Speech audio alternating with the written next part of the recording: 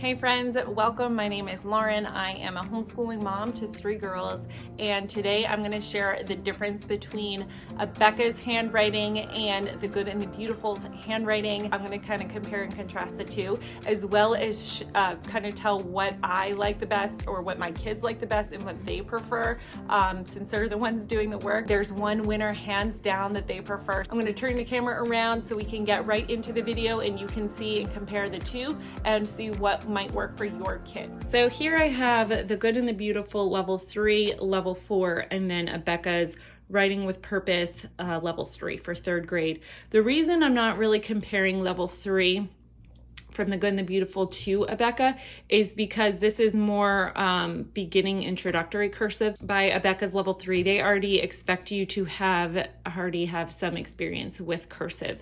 So I will do a quick flip through so you can just see, but this is definitely very introductory. In fact, if you're interested, I did do a whole flip through in comparison with this level and the Abeka level 2. So I'll link that video below so you can check that out.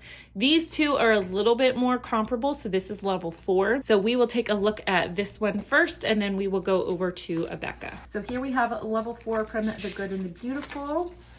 And they always have a cursive letters chart at the beginning, and then what they do is have a rainbow guide, and this basically helps the student to kind of remember how to form the letter.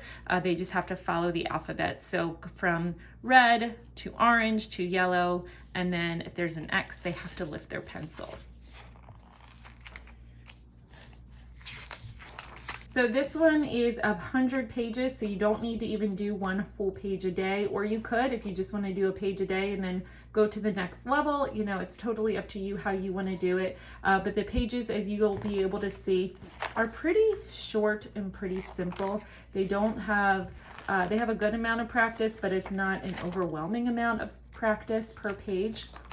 And then at the very bottom, this has always been my girls' favorite, is they always have some sort of little art activity. So whether it is a maze, or this says draw a fruit tree, some kind of tree, and color it, copy the strawberry plant, copy the picture. So there's always some sort of art as well. And then as far as the handwriting go, they're still going to be incorporating some of the manuscript, and they have it at a smaller font so that you can kind of see the difference. So that at this point, they want them writing manuscript a little smaller. The cursive, they can still do a little bit bigger. And then they always have just positive things, encouraging things, kind things, or like grammar rules. So an adverb is a word that describes a verb. So there is a little bit of rhyme and reason for what they are writing. They're not just kind of writing haphazard sentences. I can do all things through Christ. So there will be scripture in here as well. It's not an overabundance, it's not on every single page, but you will definitely see that. And so if you are a secular homeschooler, you could still use this, but just skip these. It's not in every single page. So they have evaluations as well. So it looks like for this one, they have to write the upper and lowercase A through M, and you have to watch them to see how they are forming the letter. And then from there, they have to choose 4 letters that they need to work on, and they have to kind of work on those. And then for the part 2 evaluation, N through Z. So it's the same thing. So there's several evaluations throughout the book. So this is the gist of it. This is kind of what it's going to look like. It doesn't really, I mean, it does build on itself, but again, you're not going to be writing like paragraphs and paragraphs. I think it's a nice, gentle approach to handwriting, and my girls really, really love it. Now we have Abeka's Writing with Purpose. Now this is obviously going to be a lot thicker, but it's because it incorporates penmanship and creative writing. So it's their handwriting and writing both in one. I had picked this up for my daughter when she was going to be going into 3rd grade. We were homeschooling her. She didn't want to do the Abeka handwriting, so that's why I have the Good and the Beautiful level 4 handwriting. We were going to do this, but she did want to do the creative writing aspect of it. So that's kind of why I have both of these, but I'm going to show you just the penmanship for now. And the reason that I have this loose leaf is because my girls are lefties, so to have a book like this, especially when it's handwriting, they like to just have loose pages. So you're going to start off, let's see, I want to start off with the first page so that you can see right away how it's going to be. So this is page 1. So the font is a lot smaller, as you can see. There is always a little bit of warm up, but the font is small, and on the first day you're already writing sentences. And it's just gonna build up from there. So again, like I said, this is, if you're just trying to introduce your 3rd grader to cursive, just be aware that this is going to be under the notion that they have at least 1 or more years of cursive experience. Okay, so mostly they do switch this up. What I do like about this is that they do switch up the activities a little bit. For the most part, it is a little bit of trace and write, the practice, and then there is some sentences or verses that they do, but sometimes they do switch it up a little bit. So make a birthday wish list. My oldest did this one, and she liked when they made it, you know, kind of fun little things. Think of a family member who has a birthday, tell you what you could give, so they have to do that in penmanship. A weekly menu. So there is a fun little things like that in there, but for the most part, you can see it's a good amount of penmanship practice, much more than the good and the beautiful. So that can either be a pro for you or a con. It really depends. If you do like this layout and you think it looks good, but you're like, oh, this might be a little bit overwhelming, maybe just have them do the trace and practice and this, and then choose one of these options. That is a way to go about it. But I do think it is good. My girls just did prefer to do, all 3 of them have preferred the good and the beautiful, but that's just us. There's no right or wrong. It's just whatever your child prefers. Now, I do want to say one thing. I'm sure you've noticed this is going to be very, very heavily Christian based. So pretty much all of the copywork and passages that they are copying will be scripture.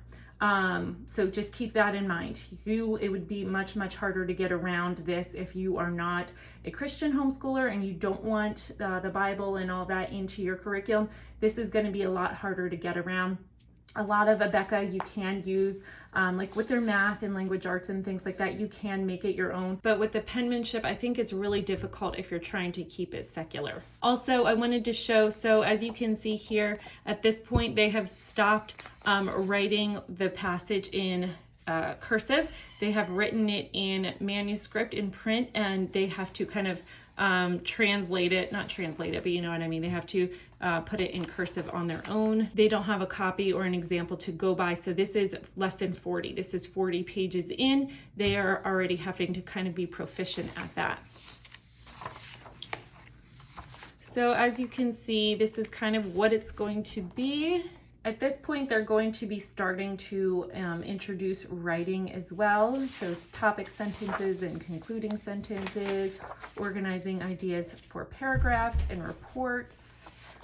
So you can see that there is kind of the writing, the handwriting has kind of drifted away, and they're going to focus more heavily on just writing. And that was about 60 pages in.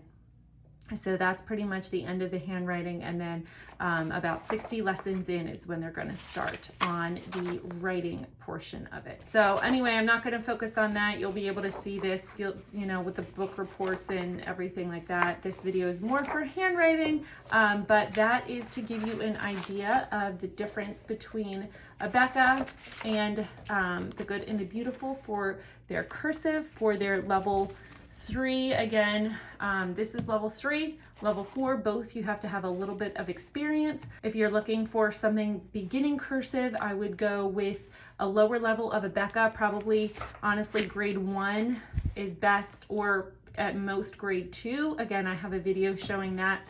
Or if you're going with the Good and the Beautiful, start off with level 3. This is where they introduce cursive. I hope you found that helpful. So as I said, my children all prefer, hands down, the good and the beautiful. It is definitely a gentler approach to handwriting, which when it comes to things like handwriting, I prefer a more gentle approach. We don't need to do rigorous, that's just not my priority personally. It might be for you, and if it is, then Abeka might be something to go for, that you might want to go with, or kind of adapt Abeka to make it your own if you feel like that is something that you prefer and you like how it's laid out, but you feel like, yeah, maybe that is a lot for them to write. You could always kind of adapt to make it your own. Maybe do assigned pages every other day, or just have them do half the page, or whatever would work for you. So that's something to consider too. But personally, it's just as far as the layout and everything, all of my girls really enjoy the good and the beautiful handwriting. But again, that's just our preference. I want to kind of put both out there so that you can get an idea. Thanks so much for watching. If you haven't subscribed and want to stick around, make sure you subscribe and like this video if you thought it was helpful. I hope you have a wonderful day, and I will talk to you soon. Bye-bye.